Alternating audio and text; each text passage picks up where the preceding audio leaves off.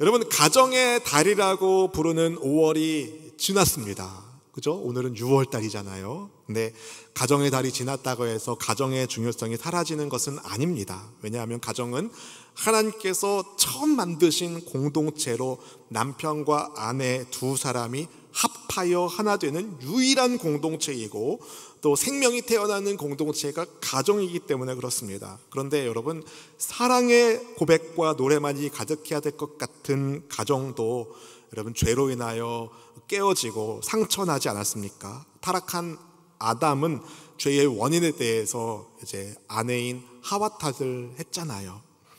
그렇게 죄로 인해 깨어진 관계를, 그런데 하나님은 그냥 내버려 두지 않으시고 회복하게 하는 길을 예수님을 통하여 열어주셨습니다. 예수님을 우리 가운데 보내주셔서 죄 문제의 길을 우리 예수님이 십자가로 열어주셨어요. 얼마나 감사해요, 여러분. 죄를 회개하고 예수님을 믿는 모든 사람은 죄 용서를 받고 하나님의 자녀가 되는 권세를 받았습니다. 우리가 그런 권세를 받은 줄로 믿습니다. 예수님 믿는 우리를 그때 주님이 화평하게 하는 사명자로 또 불러주셨어요. 여러분, 가정 안에서 천국 공동체를 이루는 사명자로 우리 한 사람 한 사람, 여러분 한 분 한 분이 주님의 사명에 반응할 수 있기를 원합니다. 하나님을 경외하는 가정으로 여러분 모두의 가정이 잘 되기를 축복합니다. 천국의 웃음이 가득하기를 축복합니다.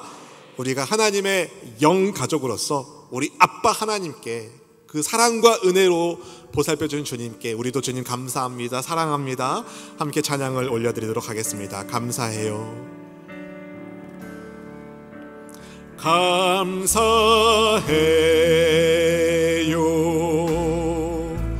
주님의 사랑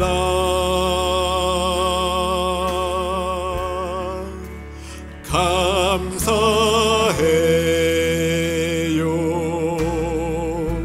주님의 은혜. 목소리 높여 주님을, 목소리 높여 주님을 영원히 찬양해요. 나의 전부이신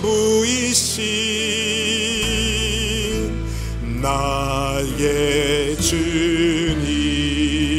감사해요. 주님의 사랑 감사해요.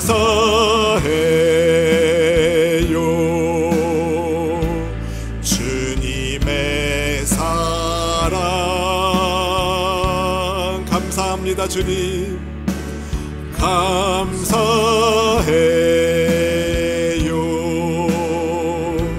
주님의 은혜. 주의 자녀를 함께 고백하기 원합니다. 목소리 높여 주님을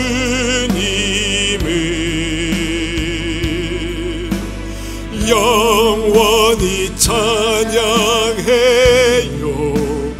나의 전부이신 나의 주님.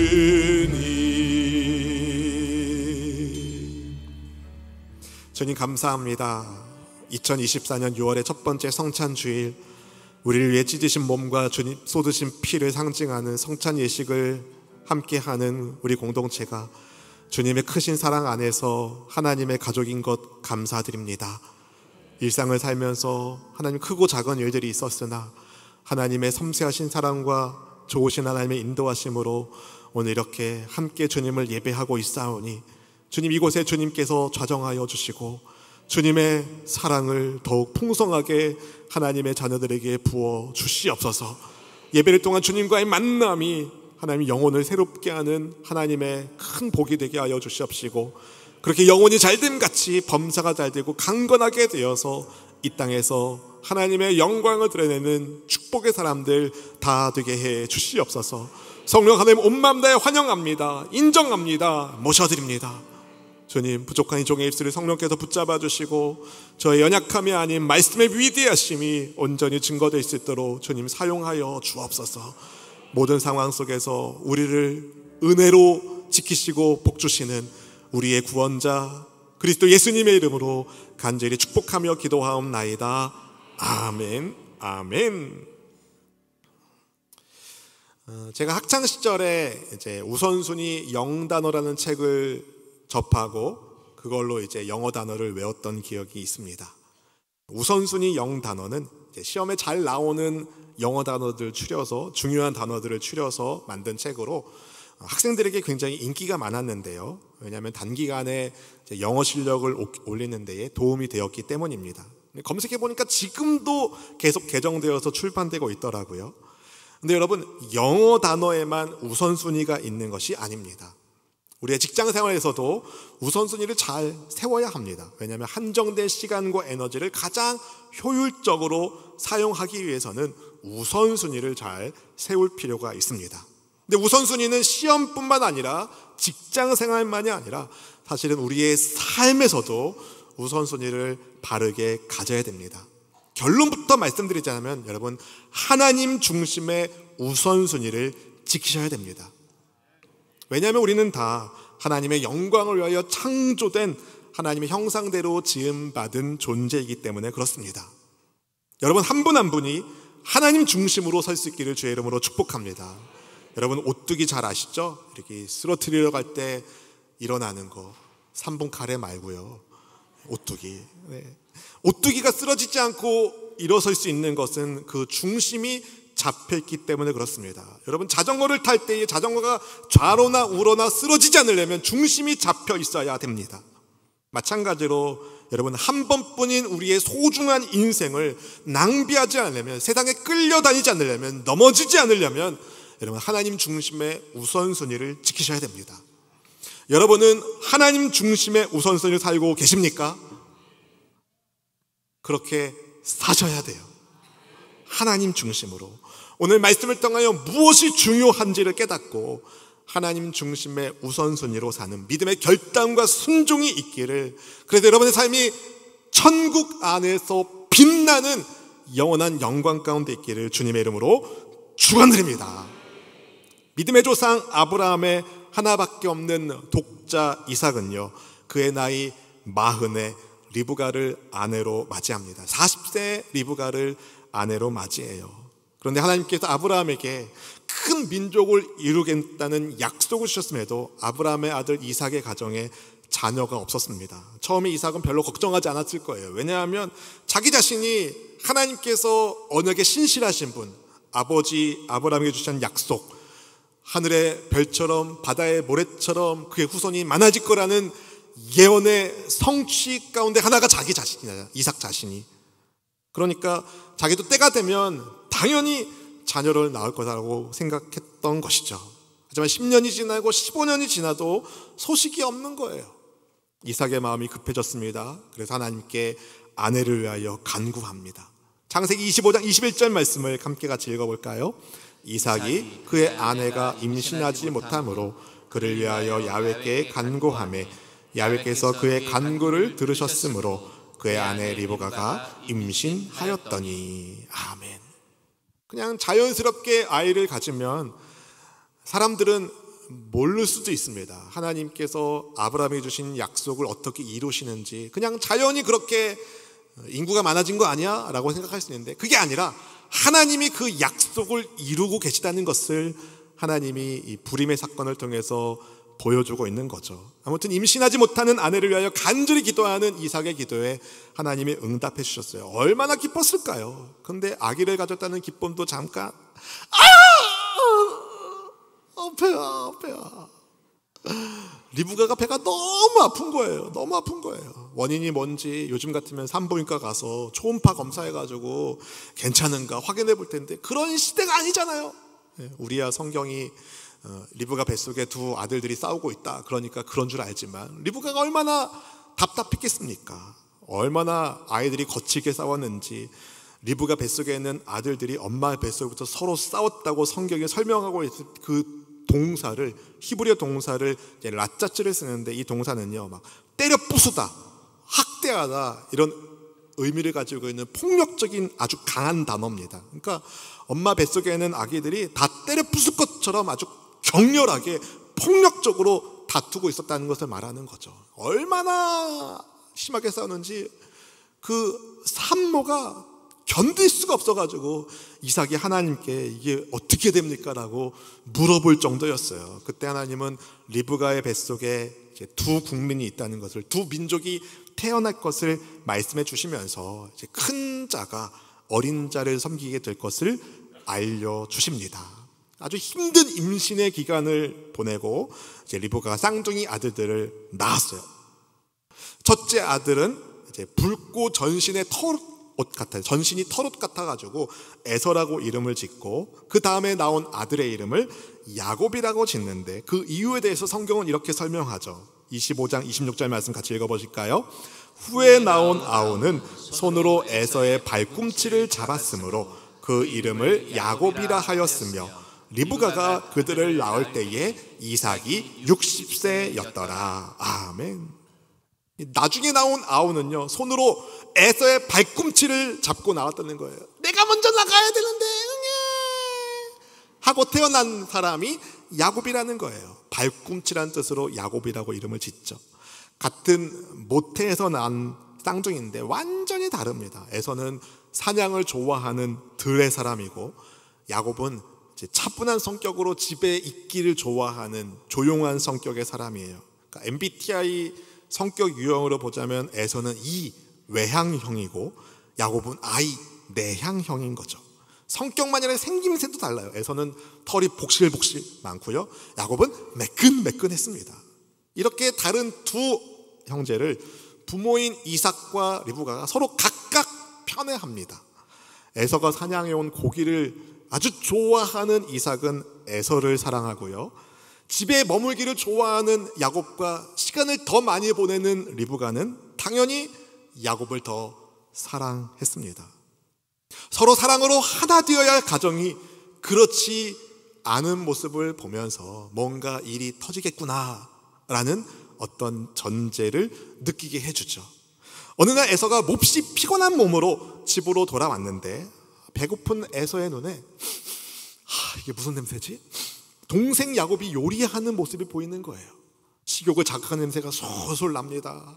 그래서 에서가 야곱에게 이렇게 말하죠. 본문 30절 말씀 같이 읽어보겠습니다.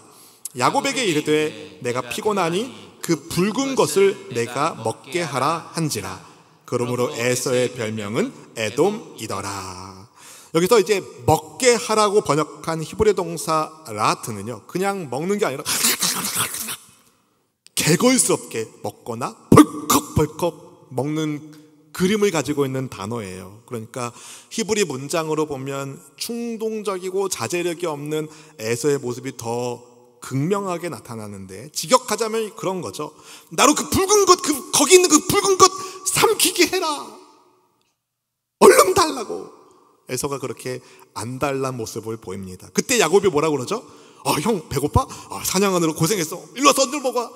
내가 뱃쪽을 기가 막히게 했어. 어서 먹어봐. 먹어서. 이러면 얼마나 좋아요.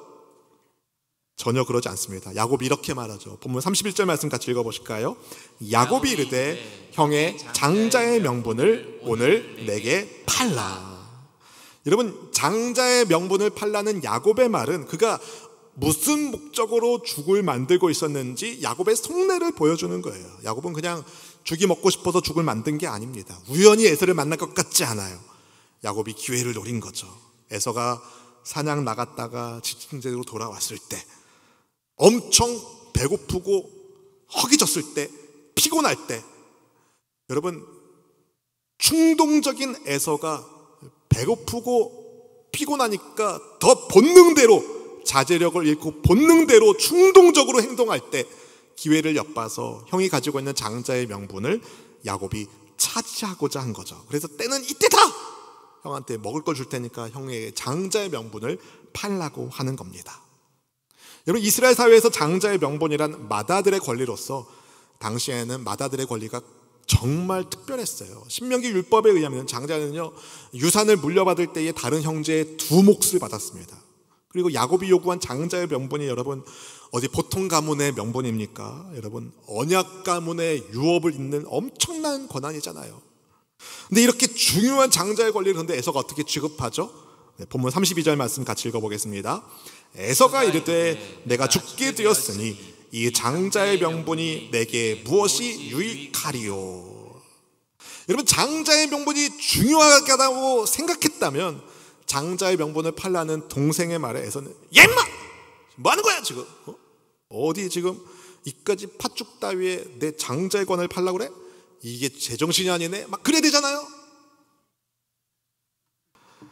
에서는요, 근데 야 내가 지금 배고파 죽겠는데 지금 장자의 명분이 뭐가 중요해? 얼른 먹을 거 팔 테니까 먹을 거 막 이러는 거예요.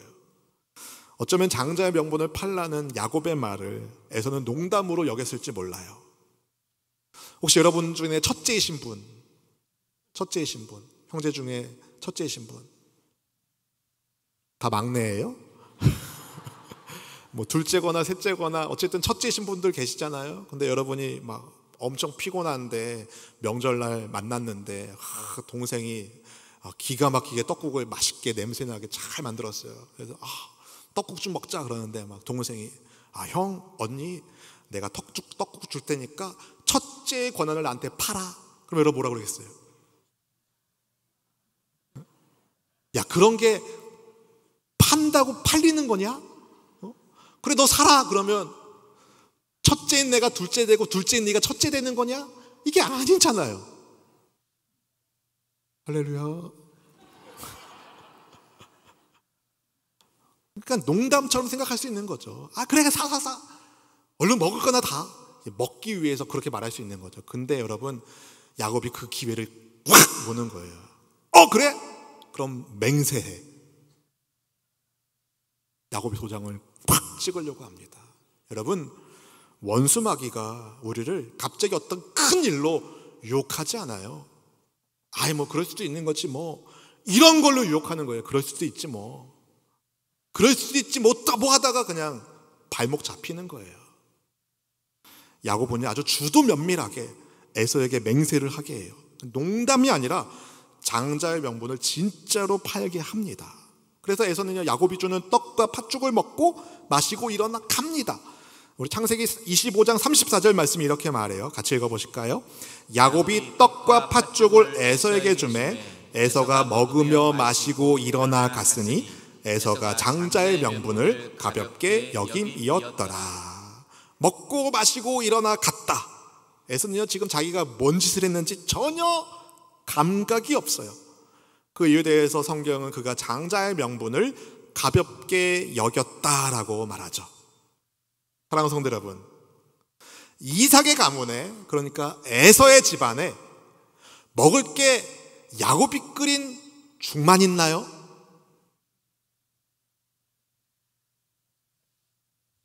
이삭의 가문에 먹을 양식이 부족했습니까? 전혀 부족하지 않습니다. 왜 그런가? 하나님께서 에서와 야곱의 아버지 이삭의 아버지 아브라함에게 큰 복을 주었거든요. 창세기 24장 35절 36절 말씀을 함께 읽어보실까요? 야훼께서 나의 주인에게 크게 복을 주시어 창성하게 하시되 소와 양과 은금과 종들과 낙타와 나귀를 그에게 주셨고 나의 주인의 아내 사라가 노년에 나의 주인에게 아들을 낳음에 주인이 그의 모든 소유를 그 아들에게 주었나이다. 아멘. 그러니까 하나님이 아브라함에게 복을 어마어마하게 주셨는데 그 엄청난 복을 아브라함이 아들 이삭에게 다 주었다는 거예요. 그러니까 이삭의 자녀인 에서와 야곱은 먹을 것이 부족한 사람들이 아닙니다. 하나님께서 복을 주신 아브라함의 가문은요, 그 시대의 샘성 같은 재벌 가문이라고 해도 가만이 아닌 거예요, 여러분. 그러니까 여러분, 형 이거 줄 테니까 장자 명분 팔아. 뭔 소리 하는 거야? 여봐라! 음식을 가져와라! 명령만 내리면 돼요. 종들로 하여금 지시해서 음식을 차릴 준비하게 하고 그거 먹으면 됩니다. 충분히. 그런데 여러분, 에서는요 잠시도 참지 못하고 에서에게 장자의 명분을 팔고 야곱이 만든 야곱에게 장자의 명분을 팔고 야곱이 만든 음식을 먹는 거예요. 왜 에서는 하나님께서 그에게 주신 장자권을 그렇게 가볍게 여겼습니까? 여러분, 에서는요 늘 눈에 보이는 것에 중심을 두고 살았거든요. 여러분, 창세기 25장 27절을 보면 성경은 에서를 익숙한 사냥꾼이라고 소개합니다. 그러니까 에서의 직업이 뭐예요, 여러분? 사냥꾼이에요, 사냥꾼. 여러분, 당대 재벌 가문의 맏아들이 익숙한 사냥꾼이다. 이거는요, 에서가 먹고 살려면 어쩔 수 없이 사냥해야 되는 사람이라는 것이 아니죠. 여러분, 사냥꾼에는 두 종류가 있습니다. 사냥을 해야 먹고 살 수 있으니까 사냥한 사람이 있고, 사냥이 취미가 되어 일종의 스포츠로 즐기는 사람이 있는 거죠. 에서는 후자입니다. 사극 같은 거 보면 여러분, 왕이나 왕자나 귀족처럼 높은 지위의 사람들이 취미로 사냥을 나가잖아요. 다 사극을 한 번도 본 적이 없어가지고. 그럼 여러분, 에서는요 사냥이 먹고 살려면 어쩔 수 없이 하는 게 아니라 일종의 오락으로, 취미로 하는 거예요. 여러분, 하나님을 경외하기보다는 에서는요 들판을 여기저기 다니면서 사냥을 하면서 육체의 본성대로, 육체의 소욕을 따라 사는 삶에 점점 익숙해진 겁니다. 어떻게 하냐면, 그런 그의 성향이 나중에 가서도 고쳐지지 않아가지고 나중에 그가 나이 40에 결혼을 할 때에 이방 민족의 여자들을 아내로 삼습니다. 그게 이삭과 리브가의 근심이 되는데, 여러분, 이방 민족의 여자들을 아내로 삼았다. 에서가 절대로 돈이 없는 사람이 아니라는 것을 말하는 거죠. 장자의 명분을 여러분 붉은 죽에 팔아넘기는 에서의 모습은, 그래서 원래 에서가 그런 사람이 아닌데, 원래 에서는 그런 사람이 아닌데 그날따라 너무 배고프고 피곤해서 야곱한테 속아가지고, 그러니까 야곱한테 당했기 때문에 장자의 명분을 판 게 아니라 애초부터 에서는 그런 사람이었다는 거예요. 하나님 중심이 아니었다는 겁니다. 그래서 그는 하나님께서 주신 장자의 명분을 가볍게 팔아넘긴 겁니다. 이것을 히브리서 기자는 망령되다라고 표현합니다. 히브리서 12장 16절 말씀 같이 읽어보실까요? 음행하는 자와 혹 한 그릇 음식을 위하여 장자의 명분을 판 에서와 같이 망령된 자가 없도록 살피라. 아멘. 여러분, 여기서 망령되다는 단어는 경건하지 않다, 거짓되고 공허하다, 타락하고 부정하다, 이런 뜻을 가지고 있는 부정적인 단어예요.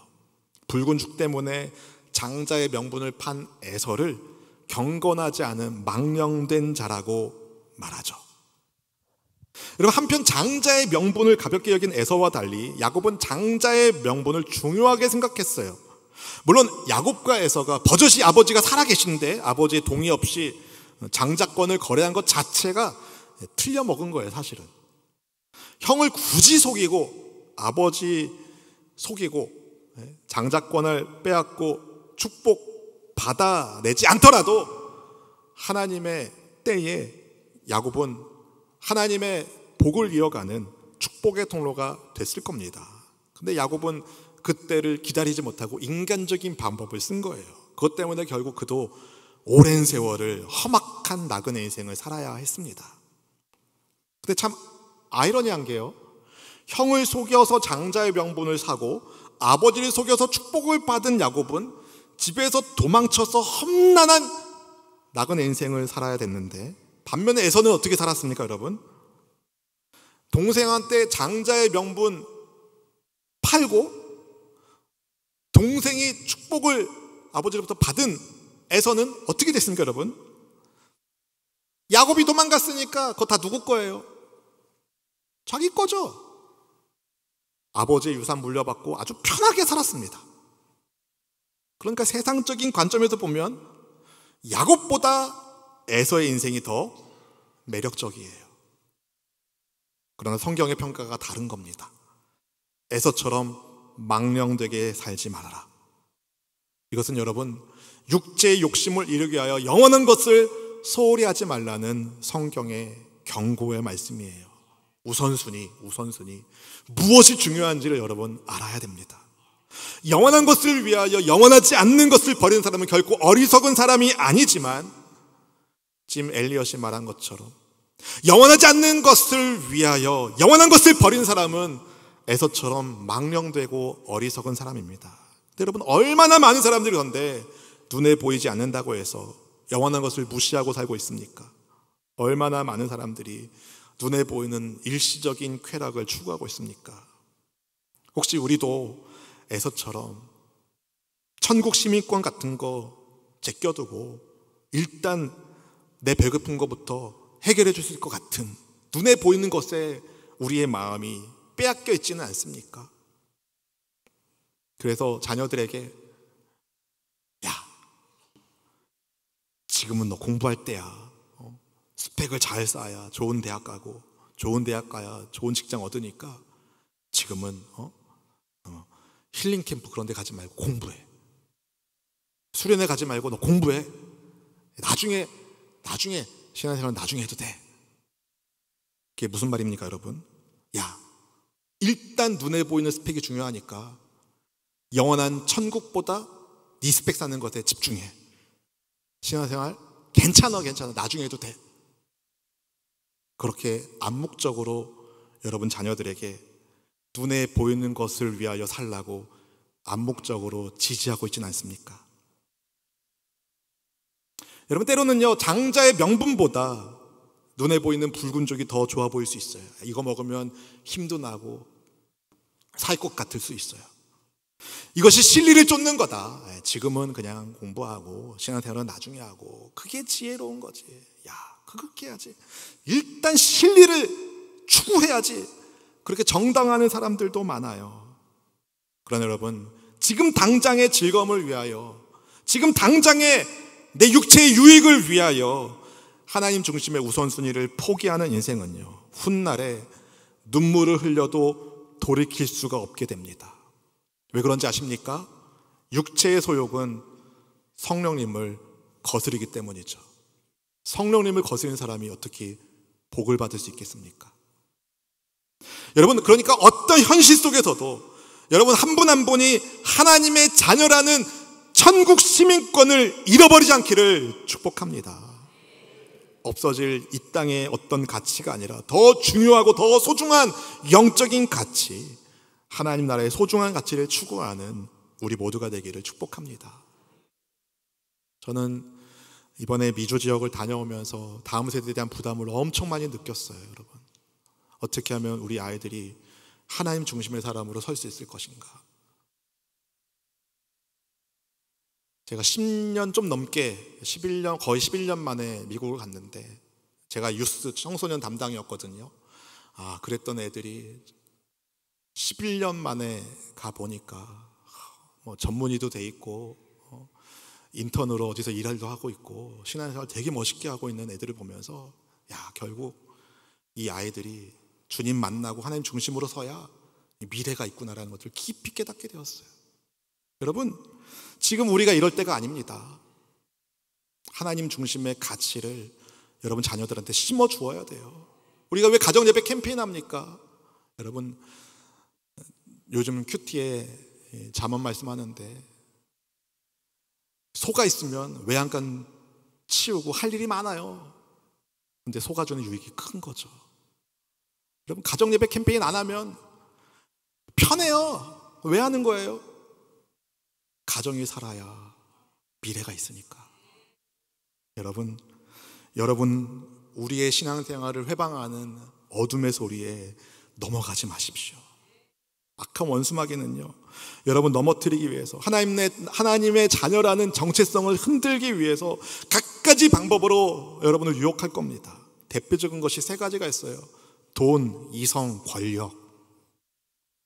육신의 정욕, 안목의 정욕, 이생의 자랑.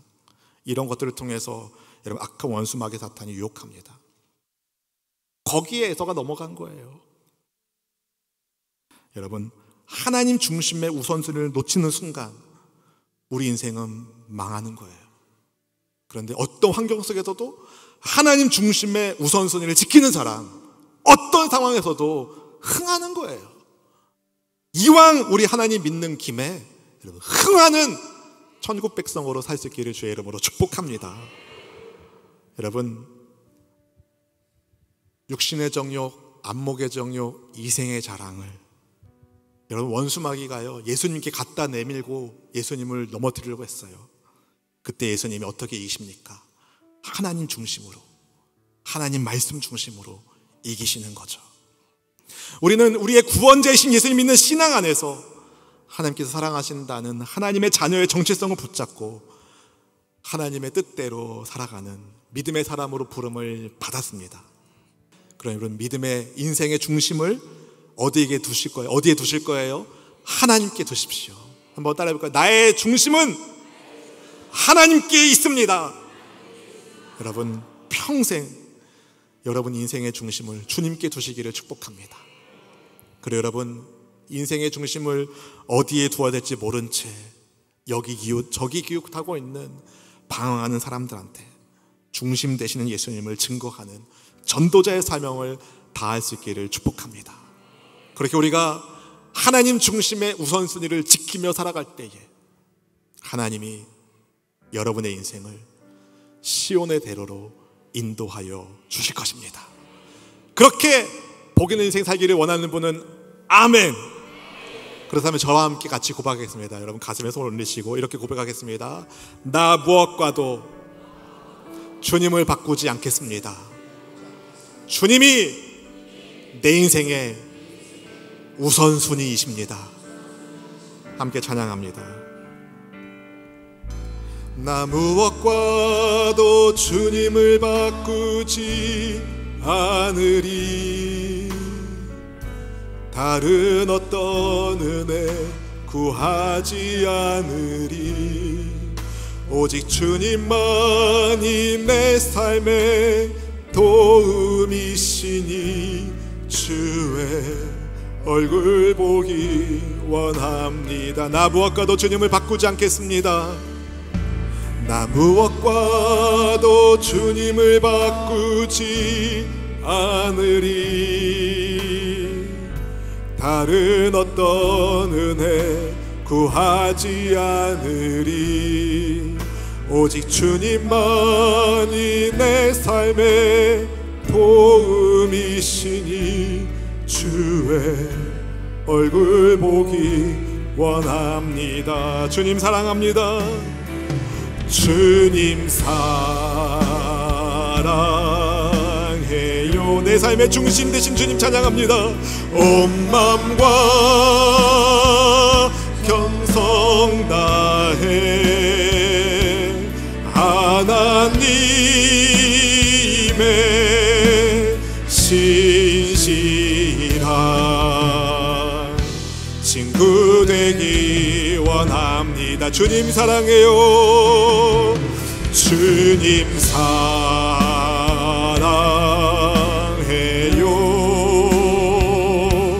온 마음과 정성 다해 하나님의 신실한 친구 되기 원합니다. 여러분, 생각해보면 에서처럼 복 많이 받은 사람이 별로 없어요. 하나님이 그 할아버지한테 복을 엄청 주셔서 어마어마한 가문이 되었거든요. 근데 그 많은 것을 가지고 있는 그 사람이 하나님 중심의 삶을 포기하니까 음식에 끌려다니잖아요. 여러분, 먹는 것에 끌려가는 인생이 아니라 주님의 인도하심 대로 믿음의 길을 걷는 우리 모두가 되기를 원합니다. 이 시간 우리 함께 같이 기도할 때에 그렇게 기도하면 좋겠습니다. 혹시라도 하나님 중심의 우선순위에서 멀어져 있었던 인생이 있었다면 회개하시고, 주님, 이제 오늘 말씀을 통해서 내 삶에 무엇이 중요한지 우선순위를 분명히 알았습니다. 주님, 어떤 상황에서도 하나님 중심의 삶을 포기하지 않겠습니다. 주님, 세상에 썩어 없어질 것 때문에 영원한 것을 버리는 어리석은 사람이 아니라 영원한 것을 위하여 믿음의 길을 걷는 하나님 중심의 삶을 살기를 원합니다. 우리 함께 결단하며 주여 한번 크게 부르짖고 기도하겠습니다. 주여!